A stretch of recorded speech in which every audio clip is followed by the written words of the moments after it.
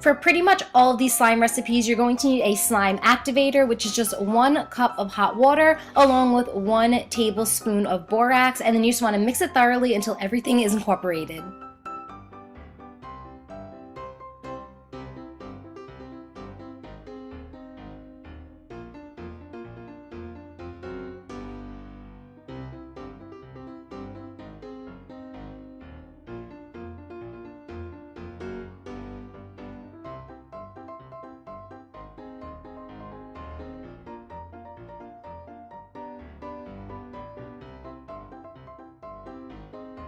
First up is this crunchy microbead sensory slime. You're going to need a transparent slime for this, so I'm just using some washable clear Elmer's glue. I'm using 1 bottle and I'm pouring it right into a bowl.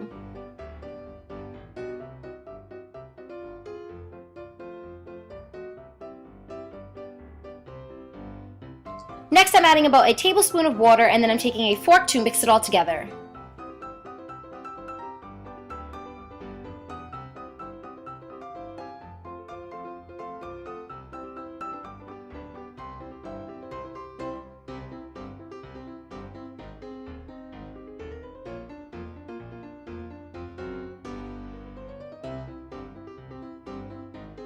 To create the slime, I'm using some of my slime activator and I'm adding about 2 tablespoons at a time and I'm just mixing it up until the slime forms.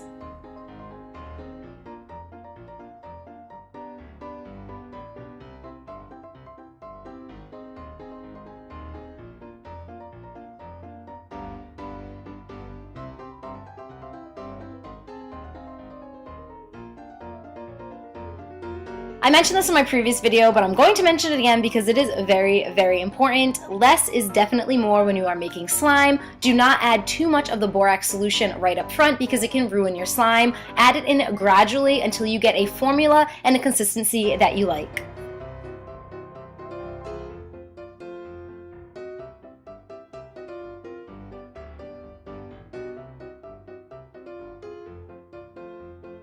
Take your slime right out of the bowl and then you can start kneading it. If it is still really sticky, don't worry about it. The more you knead it, the less sticky it will be. If you find that it is still a little too sticky, you can always dunk your hands in the borax solution and then just grab the slime. It always seems to work for me. And just keep folding it in together until you get, again, a consistency and a texture that you like.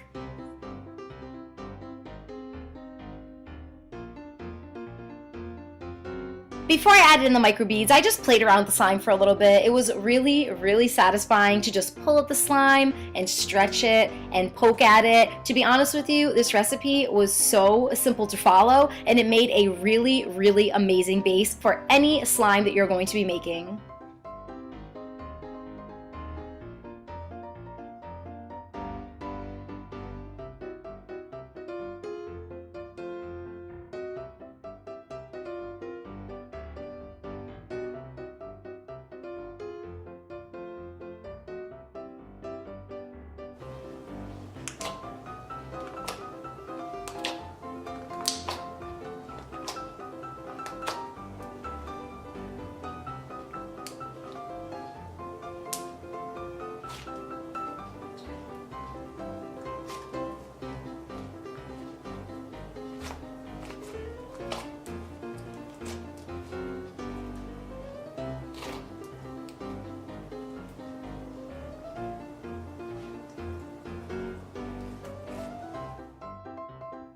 Now for the microbeads. I am adding some microbeads that I bought at Michael's. They are by the brand Martha Stewart, and I'm just taking my finger and poking little slots into the slime. I place the slime down on a flat surface, and then inside of the little pockets that I created, I added the different colors of the microbeads.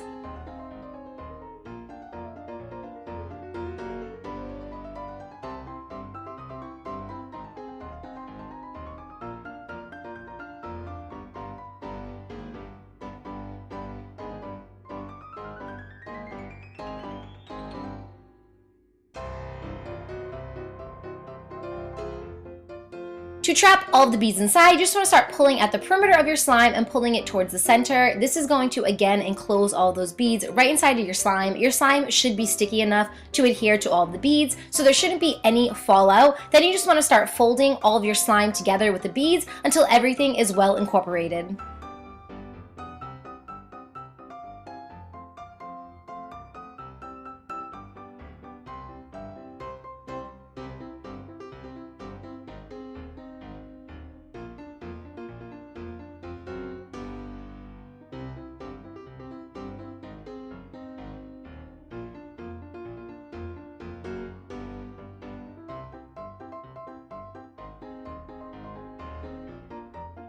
You can add as many layers of the beads as you would like. I ended up adding 2 more layers, so I just repeated the steps that I did previously until I got a really crunchy, satisfying slime.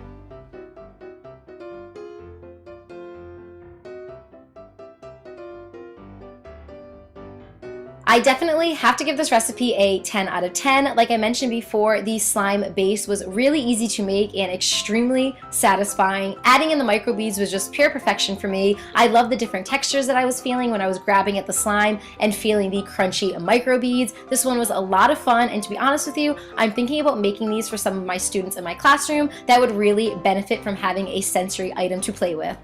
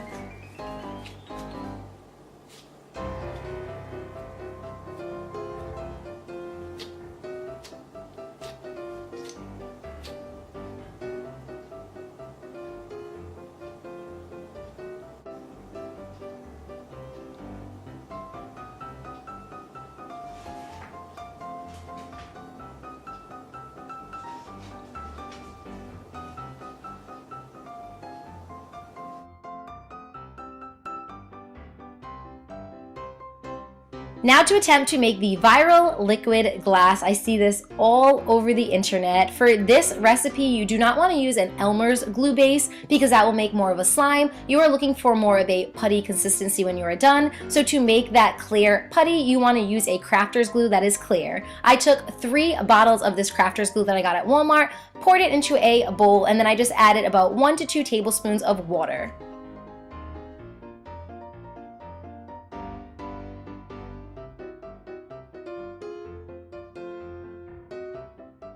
For my first attempt at making this liquid glass, I just added in the borax a tablespoon at a time and I mixed it up, and I definitely failed this first time around. I try it again in the next clip if you're interested in watching, but this first time I just added in the borax gradually, and I definitely would not suggest that. By mixing it all together, you're adding in a lot of air bubbles, and it just absolutely did not work at all. It became very opaque rather than see-through and clear.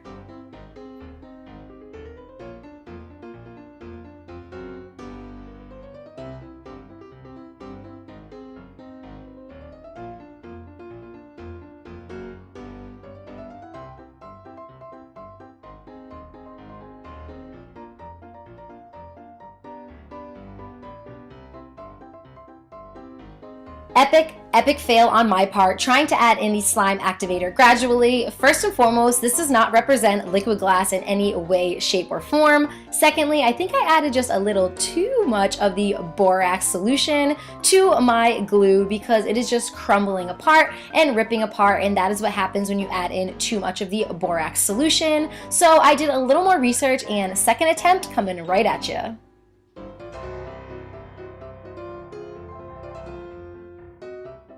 I ended up finding KARINA GARCIA'S video online on how to make liquid glass, and it was perfect, so I just decided to follow her way instead because she is the absolute queen of DIYs. I will put her original video in the description below if you want to check it out. I just started off with some clear tacky glue. Again, you want more of a putty consistency rather than a slime consistency, so you do not want to use Elmer's glue. To that tacky glue, I added about 1/4 cup of water, and then I just mixed it up, and I tried to do this very gently so I wouldn't add in any extra bubbles.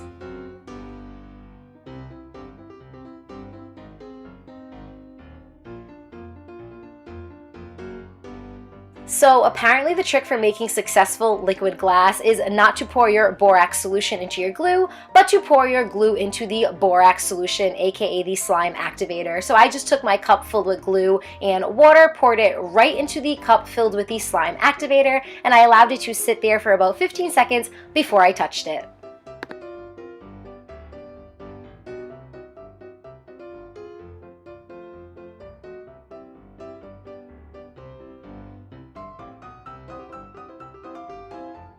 Once the 15 seconds had passed, I just started grabbing at the putty inside of the bowl, and I was very surprised to see that it was all together. I thought that it was just going to be completely separated, but the putty really did come together. It was really awesome, and I just started to gently pull at it. I was not rough with this at all because I didn't want to add in any excess air bubbles. If I felt like it was a little too sticky, I just dipped it right back inside of the borax solution until I got a consistency that I liked. But overall, this recipe was perfect. Thank you so much, Karina Garcia. The first recipe was a disaster for me. This one worked out exactly how she said it would, and it was so cool to play with an extremely transparent putty. It was not so much of a slime where it was more stretchy. This was definitely more of a harder quote-unquote slime, but so much fun to play with and so easy to make.